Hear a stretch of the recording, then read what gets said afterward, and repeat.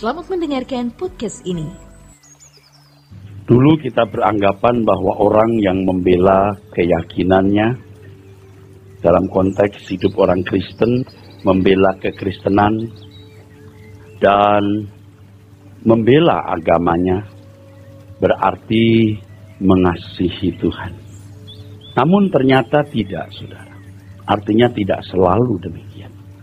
Orang yang membela keyakinannya, orang yang membela agamanya belum tentu membela Tuhan. Sebab, saudaraku sekalian, tanpa disadari orang membela keyakinan dan agama didorong oleh ikatan emosi terhadap agama tersebut atau terhadap keyakinannya. Dalam fakta kehidupan, kita menemukan orang-orang yang demi keyakinan dan agama mempertaruhkan nyawa, rela kehilangan keluarga dan segala kesenangan. Jadi ikatan emosi terhadap agama dan keyakinannya tersebut, perasaan sentimental terhadap keyakinan dan agama tersebut bisa melahirkan pembelaan-pembelaan yang luar biasa. Tetapi itu bukan berarti mengasihi Tuhan atau mengasihi Tuhannya. Sebab untuk mengasihi Tuhan dengan benar, mengasihi Tuhan secara proporsional, mengasihi Tuhan secara ideal, mengasihi Tuhan secara dewasa, itu membutuhkan bangunan kasih dan fondasi yang benar. Dibutuhkan fondasi dan bangunan kasih yang benar terhadap Tuhan. Sama, saudaraku sekalian, seperti seorang anak. Mengapa ada anak-anak yang rela berkorban begitu rupa demi orang tua? Anak-anak yang rela berkorban apapun juga demi orang tua. Kalau dia ditanya, saudaraku, kalau dia ditanya, kamu yakin yang kamu bela itu orang tua kandungmu? Dia bisa jawab, ya. Kamu lihat sendiri waktu kamu dilahirkan? Enggak. Loh, kok tahu? Oke. Lepas dari apa kata orang dan pengakuan masyarakat di sekitar saya, tetapi saya merasakan dan mengalami belayan kasih, tindakan orang tua, dan yang membentuk hubungan batin antara anak itu dengan orang tua. Itu yang memverifikasi, yang membuktikan bahwa orang yang dia bela itu benar orang tua kandungnya. Nah, saudara sekalian, berkenaan dengan hal ini, kita juga menemukan fakta di masyarakat ada anak-anak adopsi, anak-anak angkat, yang tidak pernah tahu bahwa orang tua yang mengadopsi dia itu sebenarnya ya bukan orang tua kandung. Sekalipun ada orang mengatakan, kamu ngerti nggak sebenarnya mamimu itu bukan mami kandungmu? Si anak bisa berkata, enggak mungkin, enggak mungkin. Kenapa? Sebab dia merasakan belayan kasih sayang. Dia punya ikatan batin, saudaraku. Sehingga anak ini memiliki kasih kepada orang tuanya. Kasih yang benar, kasih yang dewasa, kasih yang proporsional, saudara. Demikian pula kita dengan Tuhan. Kasih kita kepada Tuhan harus memiliki landasan. Harus memiliki landasan yang benar sehingga kita memiliki bangunan cinta yang benar terhadap Tuhan. Landasan itu adalah pengenalan akan Tuhan. Pengenalan yang lengkap. Bukan pengenalan sepotong, saudaraku. Sebab banyak orang Kristen yang mengatakan, aku mengasihi Engkau Tuhan. Lalu melakukan pembelaan-pembelaan terhadap Tuhan, terhadap pekerjaannya, terhadap proyek misi, dan lain sebagainya, saudara. Lalu juga bisa berkata, Allah sungguh baik, sangat baik. Kalau ditanya, saudara, apa baiknya Tuhan terhadapmu? Dia mengatakan bahwa Tuhan itu memberkati rumah tangga saya. Dia memberikan anak-anak yang sehat. Ya, everything is okay, running well.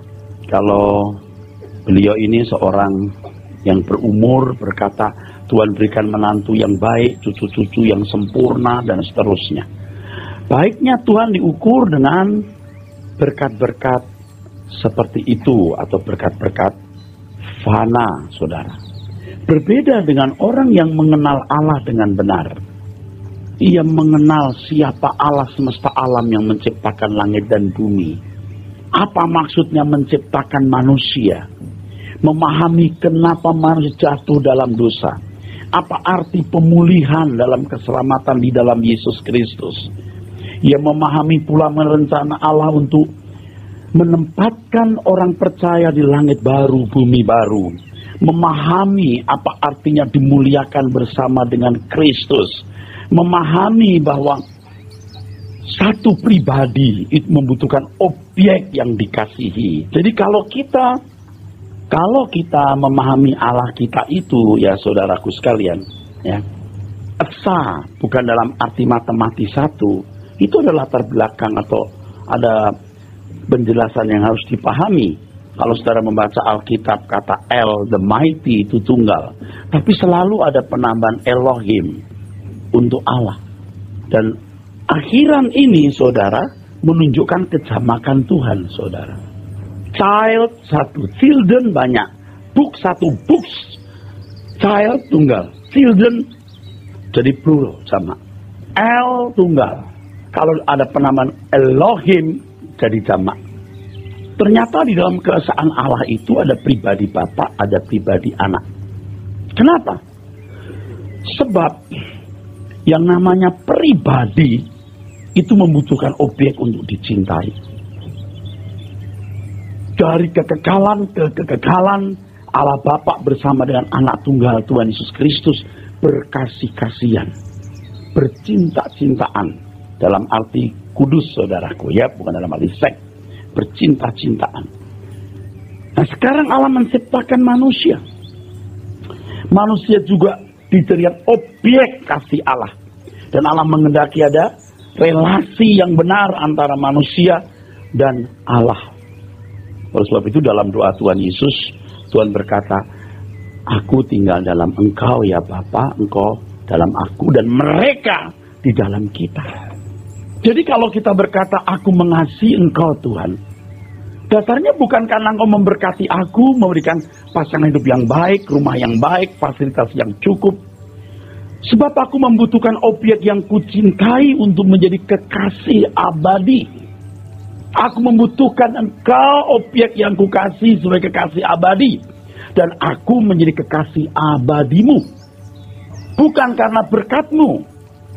Nah, di sini saudara usia 70-80 tahun, ini kesempatan untuk menemukan kekasih abadi. Ini sudah berbeda, saudara, dari sekedar sentimental atau ikatan emosi dengan keyakinan atau agama. Sebab urusan kita dengan Allah pribadi, saudaraku. I need you, Lord, you yourself, not just your blessing. Aku mencintai engkau, Tuhan. Aku membutuhkan engkau karena engkau sendiri, bukan karena berkatmu. Masih bersama saya, saudara? Kelihatannya sama tapi beda. Dan membedah hal seperti ini kan membutuhkan konsentrasi. Dan saudara harus menggunakan logika yang diasah, saudara, untuk memahami hal ini. Nah, saudaraku sekalian yang kasih, jadi mengasihi Tuhan itu atau memberikan cinta bukan sekedar memberi perasaan. Nah, pada waktu yang lalu saya sudah menjelaskan hal ini. Kalau hanya memberikan perasaan, saudara kalau lihat aktor artis dunia, wah, pemain watak yang hebat kalau main film. Dia bisa menciptakan perasaan dan memainkan satu peranan yang begitu hidup. Jadi main film seperti natural kejadiannya. Luar biasa. Hatinya sedih, wajahnya begitu suram, lalu air matanya keluar seret gitu. Wah, hebat, saudara. Aku tidak boleh kocrotin pakai minyak cabai. Bisa ya, saudara, ya. Amin. Bisa, saudara. Luar biasa kan? Nah, kalau kita jadi orang Kristen, khususnya di kalangan orang-orang karismatik, ini pinter-pinter berperan, saudara. Dia sudah biasa menciptakan satu emosi tertentu pada waktu liturgi. Apa kalau lagunya, ya, mendayu-dayu, musiknya menciptakan perasaan melankoli gitu. Wah, ku masuk tempat Maha Kudus, itu makhluknya keluar itu. Terus ku hanya, wah itu keluar tuh makhluknya. Terus dia jadi entitas asing gitu, nangis. Bukan nggak boleh nangis, saya juga sering nangis, saudaraku. Tapi hendaknya itu bukan sebuah peragaan karena kita sedang masuk satu suasana tertentu yang kita ciptakan. Bukan begitu.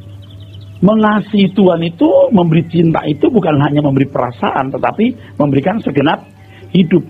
Bagaimana orang bisa memberikan segenap hidup secara benar, saudara? Bukan karena sebuah, ikatan emosi, ingat tuh? Ya, bukan sekedar perasaan sentimental, tapi memahami benar Allahnya. Memahami benar Tuhannya, saudara. Nah, di sini cinta itu perlu didewasakan. Cinta itu perlu dikembangkan, dimurnikan, saudara, ya. Kalau si Pupi umur 4 tahun berkata, Mom, I love you, Mom. Ya, Mama peluk si Upi dan Mama menerima cintanya. Memaklumi kadar cinta yang dimiliki si Upi. Umur 4 tahun, terus cium-cium mama gitu, ya. Seperti anak saya, waktu kecil yang perempuan itu, peluk papa, cium, cep peluk, setelah itu gini, mainan. Ya, ada pintar mengintimidasi dan memanipulasi. Habis peluk, cium, terus mainan. Tapi buat saya nggak masalah. Coba umur 30 tahun masih gitu. Wah, itu persoalan lain ini. Ini idiot ini. Wah, nggak bisa dong. Amin, saudara? Nggak bisa dong. Tapi setelah umur 30 tahun, hampir nggak pernah berkata, I love you, Mom. Tapi setiap tindakan, perbuatannya itu bukti ekspresi dari cintanya kepada mama. Dan mamanya pun juga menikmati.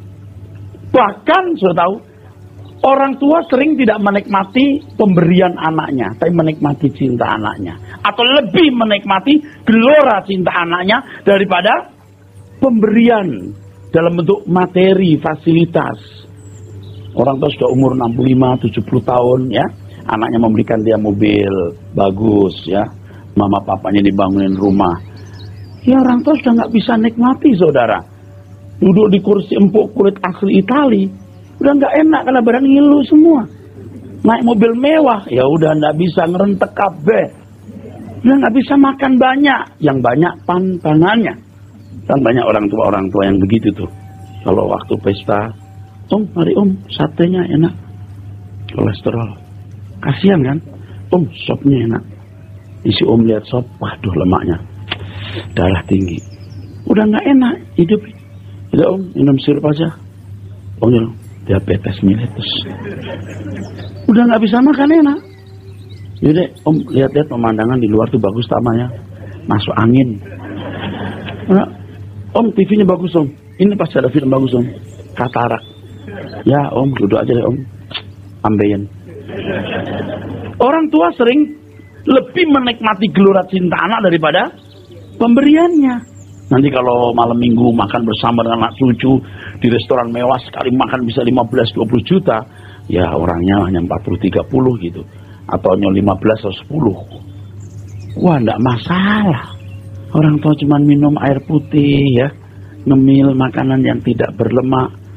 Ya, orang tua memakan paling habis 100.000 itu kali. Yang makan itu cucu dan anak-anaknya, apalagi menantu satu yang gemuk gitu, wah itu paling banyak gitu. Itu yang paling banyak itu. Biasanya ibu-ibu itu bisa gemuk karena itu dari DPU, Dinas Pembersihan Umum. Ya, daripada nggak habis gua, mendingan sakit perut dah daripada rugi duit gitu. Kasihan lah. Nanti anaknya nggak habis kasih mamanya, papanya nggak kasih mamanya. Waduh, mamanya jadi kayak Doraemon gitu. Oke, kembali tadi soal orang tua. Tuhan pun juga begitu. Anda jangan berpikir Tuhan tuh butuh Anda punya duit gitu. Tuhan tuh menikmati gelora cinta Anda yang sincerely, from your bottom heart. Dari dasar hatimu, saudara mengasihi Tuhan, saudara. Sebab Itu yang Tuhan inginkan, itu yang Tuhan kehendaki sebenarnya. Maka kalau saudara hampir tidak pernah mendengar saya khotbah soal duit atau perpuluhan, memang benarnya begitu. Hatimu lurus dulu, benar dulu saudara. Ada seorang aktivis yang begini, Pak, saya mau ngajarin Bapak bagaimana jemaat diberkati. Wah iya, hebat ini aktivis. Bapak harus suruh jemaat kasih perpuluhan. Kalau enggak jemaatnya diberkati. Kalau Tuhan saya memberkati jemaat karena perpuluhan, Tuhan yang jahat. Perpuluhan seseorang tidak menjamin dia benar. Kalau hati seorang bengkok, persembahan duitnya haram. Mudah buat saya untuk mengkhotbahkan hal seperti itu. Tapi saya jadi jahat, saudaraku. Saya tidak mau ngajak saudara memiliki manusia batiniah, inner man inward, saudara. Benar. Tuhan itu mau menikmati gelora cinta kita yang tulus, bukan duit kita, bukan lalu jadi aktivis, jadi pendeta. Enggak, gelora cinta yang tulus dari hati saudara. Nah masalahnya untuk membangun cinta yang dewasa itu take time. Itu masalahnya. Nggak bisa dalam waktu singkat. Membutuhkan perjuangan dan pertaruhan segenap hidup. Memang pertama-tama emosi dulu, saya memahami. Orang harus punya komitmen untuk mengasihi Tuhan. Ya, itu benar, saudaraku. Tapi setelah itu kalau Anda punya komitmen mengasihi Tuhan, kenali Tuhanmu. Kenali Tuhan. Secara kognitif, belajar Alkitab. Tapi juga harus ada pengalaman perasaan, saudaraku, yang dalam bahasa teologi bisa disebut sebagai agak mistisisme, agak mistik, bisa rasionalisme, mistisisme. Rasio digunakan semaksimal mungkin.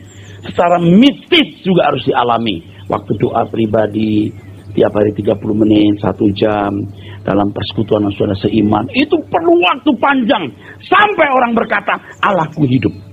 Nah yang begini kan nggak bisa saya bicara, karena itu tidak bisa dibahasakan kecuali Anda mengalami sendiri.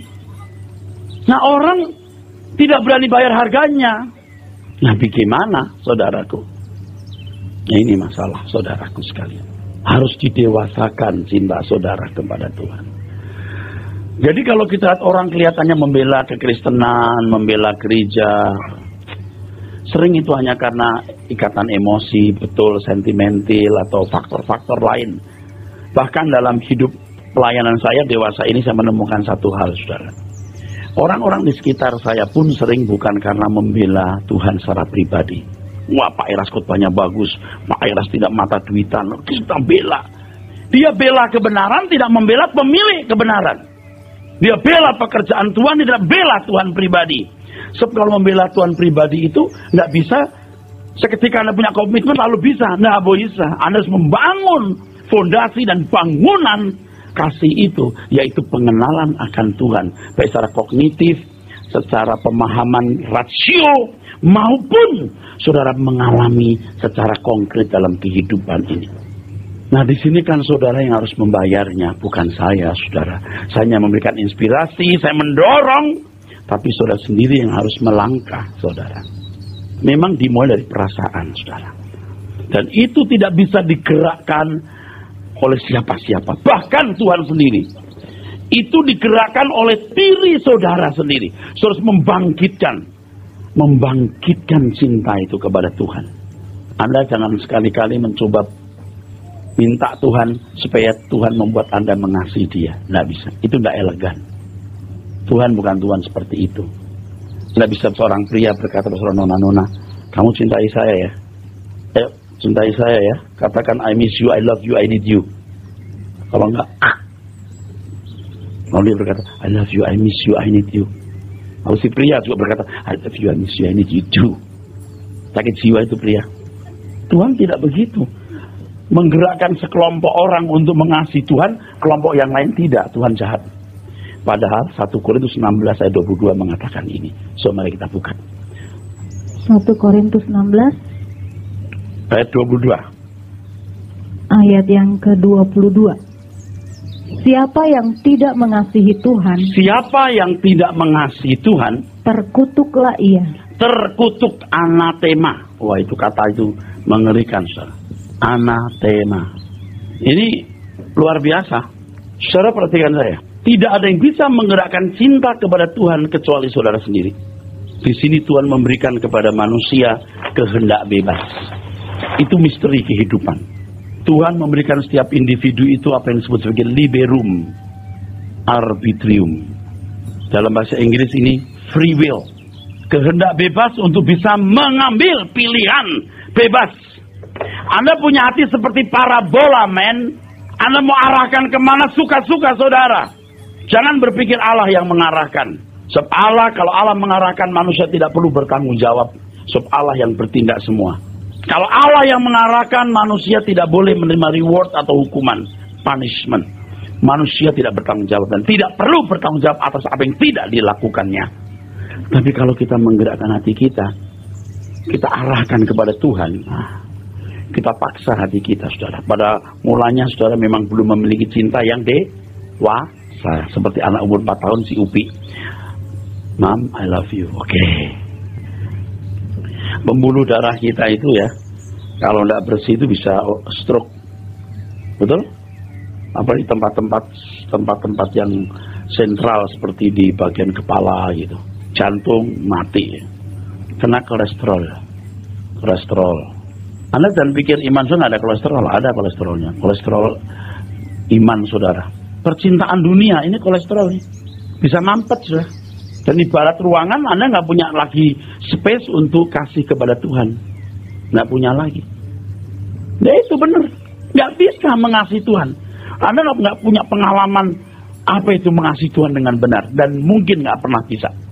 Oleh sebab itu kalau kita masih punya kesempatan ya kita kejar ketinggalan kita saudara. Kita kejar ketinggalan kita. Jangan main-main dengan apa yang saya katakan. Anda tidak menghargai apa yang saya katakan ini. Kalau pakai bahasa Jakarta, mau dengar saudara? Mampus loh. Asli you mampus loh. Sekarang sih Tuhan diam. Tapi kalau kita menghadap Tuhan yang maha agung, maha mulia. Dan pengertian kita dibuka. Bagaimana Tuhan Yesus mengasihi manusia dan mati di kayu salib demi kita. Lalu Anda cuma kasih receh ke dia. Waduh, mampus kita.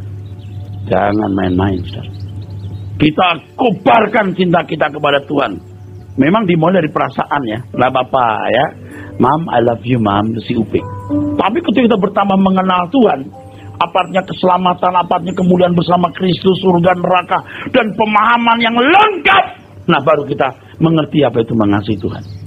Sampai kita tingkat bisa bercinta dengan Tuhan, menemukan kekasih abadi. Dan cirinya tahu saudara? Apa cirinya? Pengen denger? Anda boleh percaya, boleh tidak, terserah. Saya kasih tahu. Cirinya satu. Kematian menjadi menggairahkan. Kalau kematian belum menggairahkan, something wrong. Percaya saudara. Itu juga tentu saya kenakan dalam hidup saya. Pak kayaknya nggak masuk akal kita. Oh nggak masuk sekarang. Tapi kalau sudah terima, Anda merenungkan dengan benar dan Anda punya komitmen untuk mengasihi Tuhan, percayalah Roh Kudus akan memberi Anda pengertian, Anda akan tahu. Amin. Saya diam, saya berkata begini, Tuhan, buatlah mataku melihat, waktuku nampak singkat. Sebab dengan usia 53 tahun masih sisa berapa ya, 8.000 hari, 9.000 hari, itu singkat. Banyak orang nggak menyadari sudah umur 60 tahun, 65 tahun pun nggak menyadari bahwa waktunya tinggal beberapa ribu hari, 2-3 ribu hari. 3.000, 4.000 hari. Singkat saudara. Tiap hari potong terus saudaraku. Lalu doa yang kedua saya berkata, Tuhan, buat aku menghayati bahwa segala sesuatu yang kumiliki akan kulepaskan. Nah pendeta aja masih doa serius begitu saudara. Sebab kalau tidak begitu saya nggak mungkin benar. Masa Pak ya saudara, saya sudah 35 tahun melayani saudara. Ngerti benar saudara, saya tahu benar. Saya mengerti benar, selain saya jadi pendeta, gurunya pendeta, tinggal di tengah-tengah pendeta, jadi pemimpin di atas beberapa pendeta, jadi ngerti saudara. Mengolah batin itu tidak gampang saudara. Tidak gampang saudaraku. Saya sudah bilang dari tadi, perjuangan saudara. Seberapa sulitnya sih Pak? Sulit. Jadi kalau Anda tidak memahami bahwa mengiring Tuhan itu berat, Anda tidak tahu. Anda belum pernah mengiring dengan benar. Punya komitmen ya saudara. Jangan saudara mendengar panggilan ini, peringatan ini mengeraskan hati. Jangan coba-coba ya. Tuhan masih membuka tangan untuk menyambut saudara, belajar menjadi kekasih abadinya. Nah, menjadi masalah yang dipersoalkan atau kita persoalkan, dan kita jujur memeriksa diri kita masing-masing, apa yang mendorong kita mau jadi orang baik, melakukan hukum-hukum Tuhan, bergereja, beragama, atau berurusan dengan Tuhan. Kalau untuk orang-orang tertentu, melayani Tuhan, bahkan jadi pendeta. Banyak motivasi yang mendorong seseorang berurusan dengan Tuhan. Misalnya, saudara, supaya diberkati Tuhan, supaya tidak masuk neraka, supaya menyenangkan Tuhan, dan lain sebagainya. Motif-motif seperti ini kelihatannya baik dan benar, tapi sebenarnya belum tepat benar, saudara.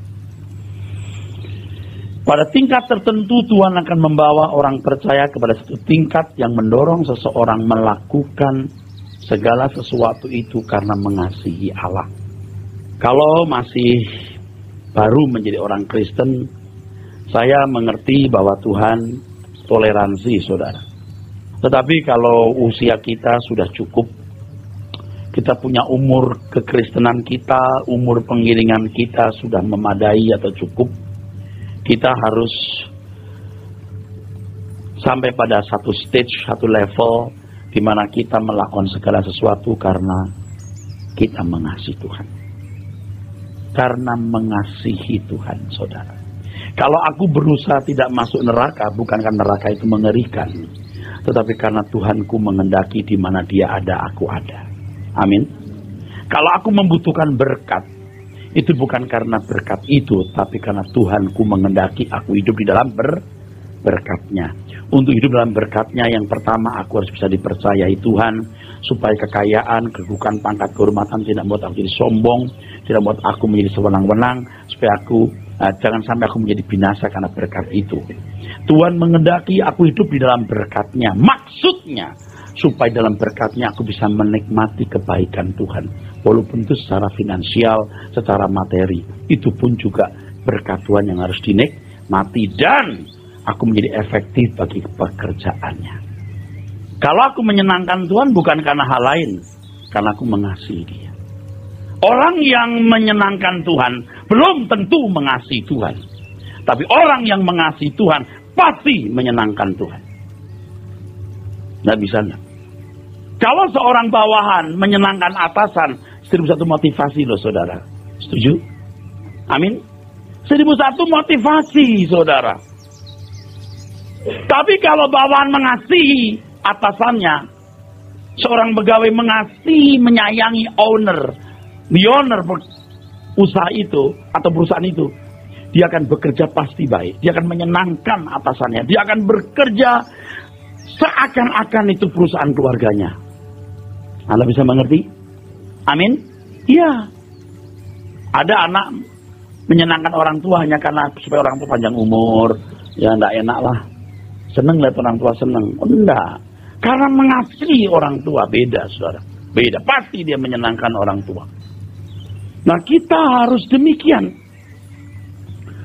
Tapi tadi saya katakan untuk mengasihi Tuhan secara dewasa itu perlu waktu, saudara sekalian. Tolong ya, jangan meninggal ya sebelum Anda mengasihi Tuhan dengan benar. Anda masih punya waktu untuk belajar, untuk mengembangkan itu, saudara-saudara. Ya, ini kebenaran yang murni, saudara. Anda kan jarang mendengar hal-hal yang betul-betul menekankan segi batiniah manusia, yang mengarahkan saudara ke langit baru, bumi baru. Walaupun mungkin sekarang nggak tune betul, nggak in tune dengan saudara, bisa. Anda rajin terus, dengar terus, sampai nanti tune, bisa. Cocok. Karena kolesterol ini loh, Anda perlu dengan percintaan dunia. Ini bikin orang tidak pernah bisa mengerti apa yang dikehendaki Tuhan dalam hidupnya. Yang dia tahu apa yang dia inginkan dalam hidup ini. Kalau perlu, dan biasanya Tuhan pun diminta untuk mewujudkan kesenangan-kesenangannya.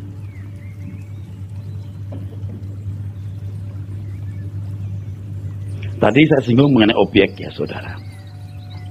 Kalau Allah Bapa bersama-sama dengan Putra di kekekalan, itu bukan cuma bareng-bareng. Ya Bapa, aku mengasihi engkau dan engkau mengasihi aku. Memang udah berkasih kasihan. Jadi kita tidak perlu malu kalau mengaku Allah kita itu ada Bapa, ada anak. Tidak perlu malu. Ada orang berkata, Pak, tidak mungkin Allah itu 3. Allah kalau mau 10, emangnya lu siapa? Coba pikir ini. Kok you tahu Allah itu berapa? Esa. Gue juga bilang esa. Tapi dalam kesaan ada kejamaan. Amoso. Sebelum banyak ada agama, termasuk belum ada agama Kristen, tahun 1500 sebelum Masehi, Musa yang tulis nih. Kalau mau tahu cerita Adam dan Hawa, you nggak boleh you tanya orang Cilacap atau orang Magetan. You tanya itu orang Israel. Dia yang punya sumber, narasumbernya di Alkitab ini loh. 1440 sebelum Masehi udah ditulis.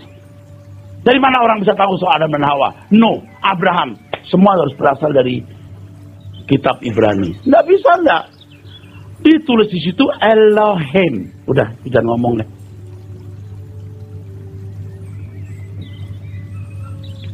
Allah berkasih kasihan, saudara. Dan sekarang kita dilibatkan masuk dalam keluarga itu. Luar biasa nggak? Amin. Itu yang penting, saudara. Itu yang luar biasa. Saya milih ini. Saya milih itu. Saya mau masuk dalam keluarga Tuhan, mengasihi Tuhan, dan dikasih Tuhan. Nggak usah mikir soal yang lain. Percaya jadi anak Tuhan Allah pelihara. Kalau Allah pelihara itu bukan berarti diberi 100 ya. Wah kalau 100 dipelihara. Enggak. Dikasih 100 Anda mati, Allah kasih 15 saja. Itu termasuk pemeliharaan. Nah, pikiran bodoh banyak orang itu kalau banyak berarti diberkati. Sedikit kurang diberkati. Itu bukan bodoh, itu tolol. Ngerti enggak saudara kebenaran ini? Amin. Tapi kalau Anda punya banyak ya enggak apa-apa. Tuhan tahu berapa ukuran yang panas saudara. Tapi yang diberi banyak dituntut banyak. Kalau Anda itu cantik, ganteng, kaya, terhormat, berpendidikan tinggi, punya banyak, Anda dituntut banyak. Ada yang berikan rendah, maksudnya nggak jelas di mana hidungnya, serba minus, nggak apa-apa juga. Anda juga tidak dituntut banyak.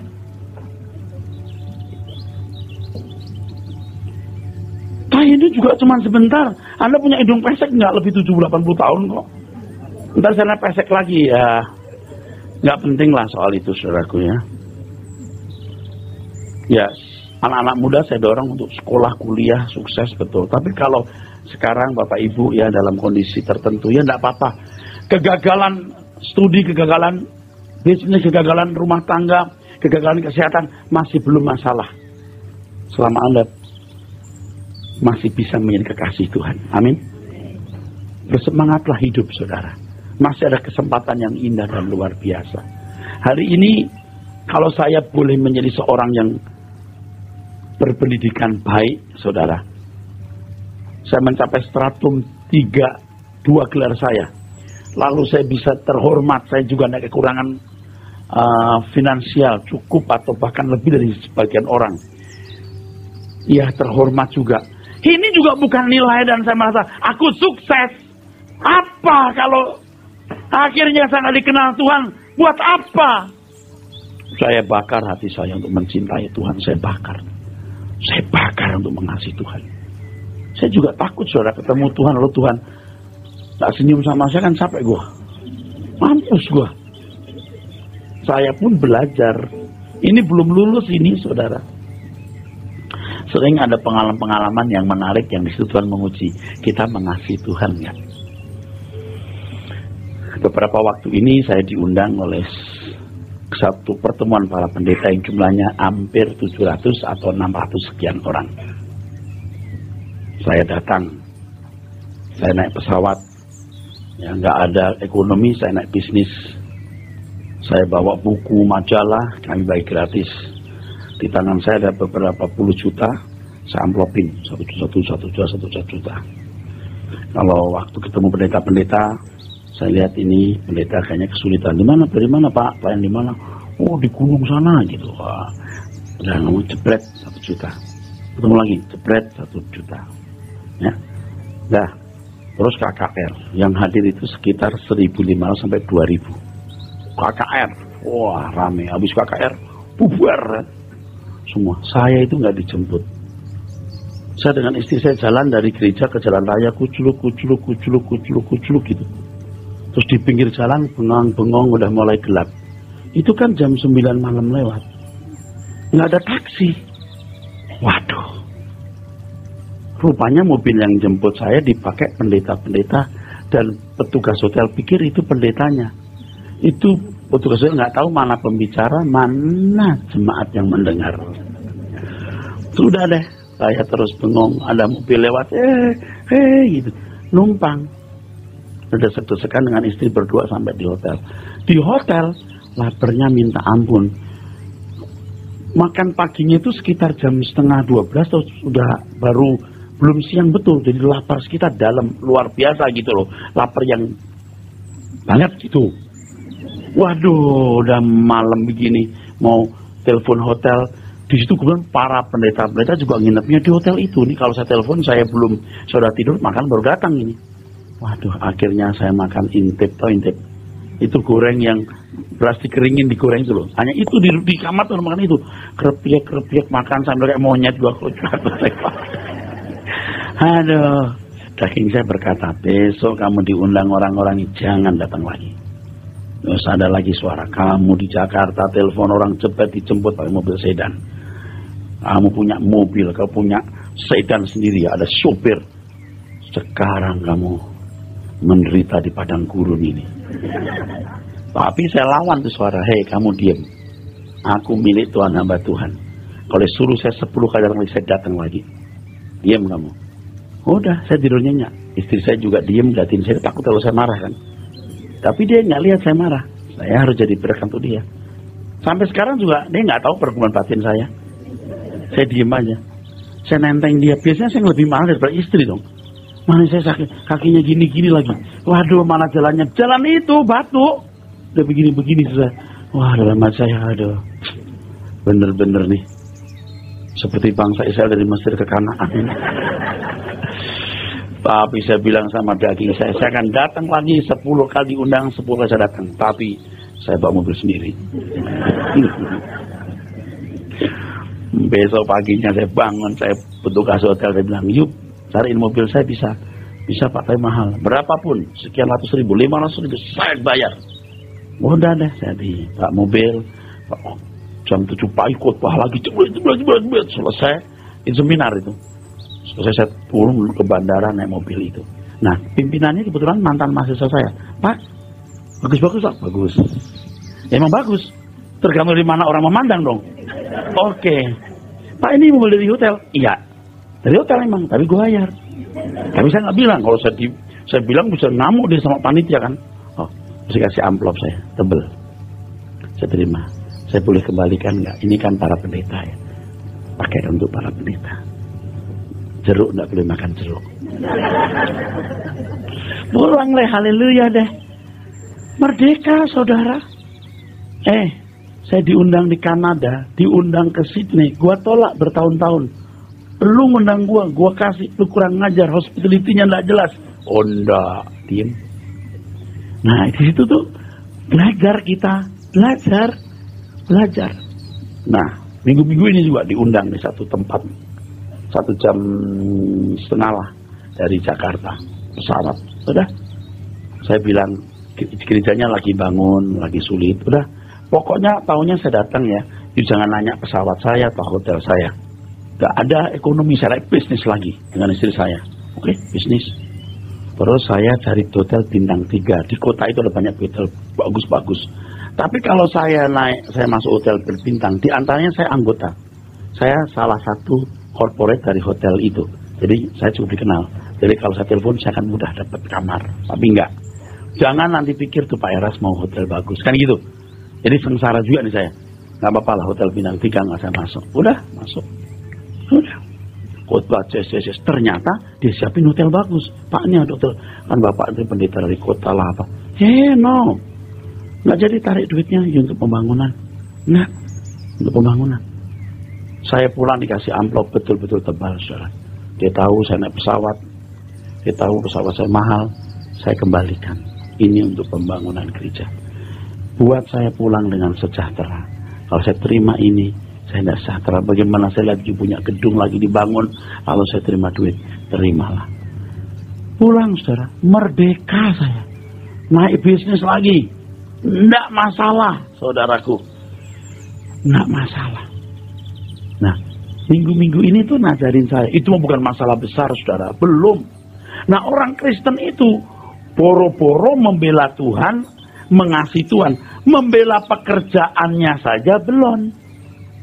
Orang yang membela pekerjaan Tuhan belum tentu membela Tuhan loh. Mengerti? Anda bisa tahu maksud saya? Membela pekerjaan Tuhan aja belum all out, apalagi membela Tuhan pribadi.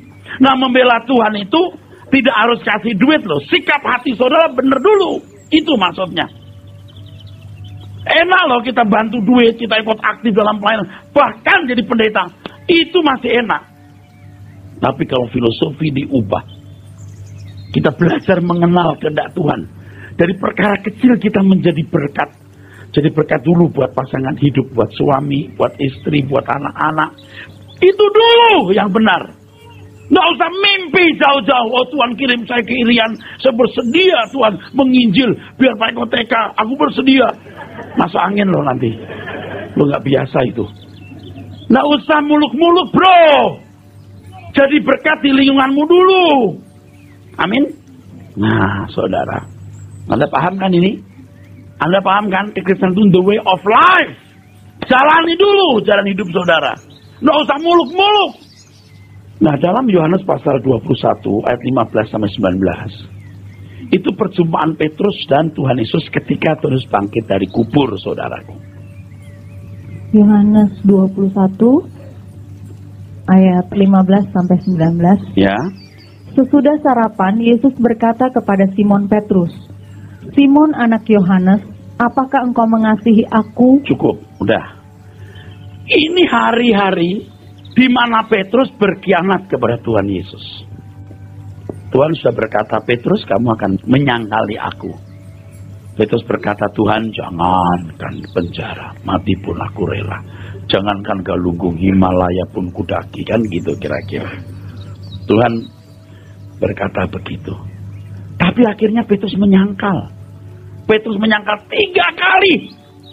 Nyata-nyata Petrus berkata, aku tidak kenal orang itu. Aku tidak tahu apa yang kamu katakan. Benar-benar saudara, kurang ajar. Di tengah-tengah situasi di mana Tuhan Yesus membutuhkan dukungan support moral.